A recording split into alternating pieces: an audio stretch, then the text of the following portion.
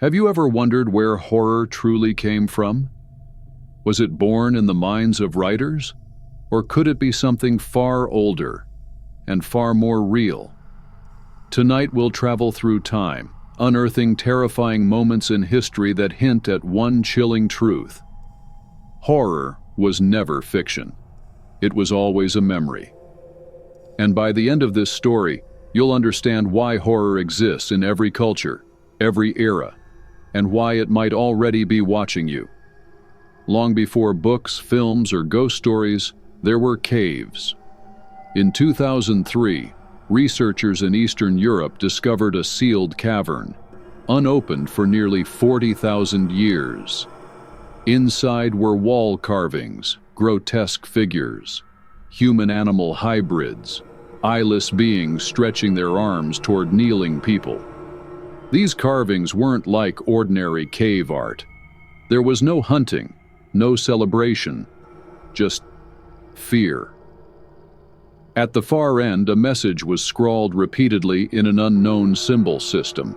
One linguist claimed it translated loosely to, "It comes when remembered."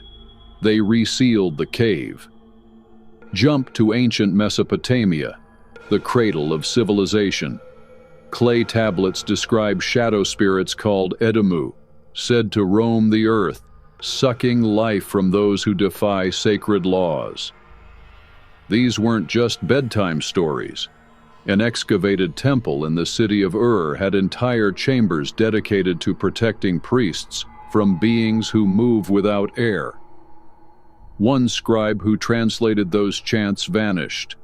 All they found was his robe and a trail of ink leading to a stone wall, with handprints on the ceiling. In ancient Egypt, horror took the form of curses.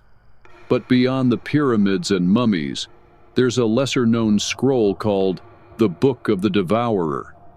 It speaks of a creature, neither god nor demon, that feeds on attention.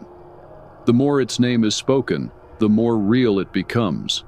Historians ignored it for centuries. Then in 1971, a British Egyptologist dared to speak its name aloud on live radio. That recording? It's never been replayed. Every copy of the audio mysteriously corrupted.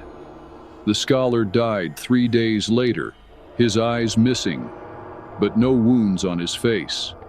Now let's visit Greece. The myth of the Furies, winged goddesses who hunted the guilty, is known to many, but lesser known is the tale of a playwright named Cleomenes. He was said to be haunted by a figure in his dreams, a weeping woman who stared from the corners of his room, night after night, closer each time. His final play was banned. Witnesses said it described events that hadn't yet happened, including an earthquake that struck Athens days later, exactly as he wrote. He died that night, impaled on his own writing quill. Every civilization added their own chapter to the history of horror.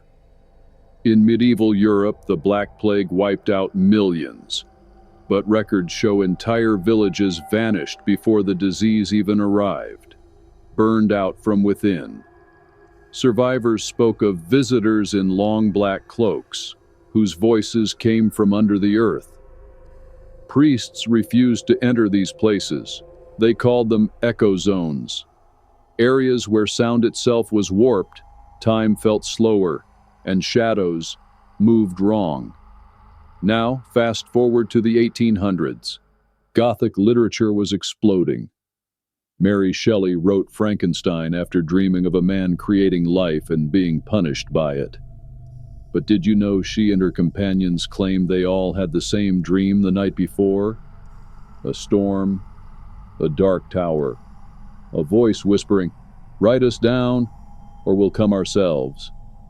Even Edgar Allan Poe, who popularized psychological horror, once said, "I do not write from imagination. I remember what I wish I could forget." Then came cinema. Nosferatu, Psycho, The Exorcist. Each film pushed boundaries, and strange things began happening on set.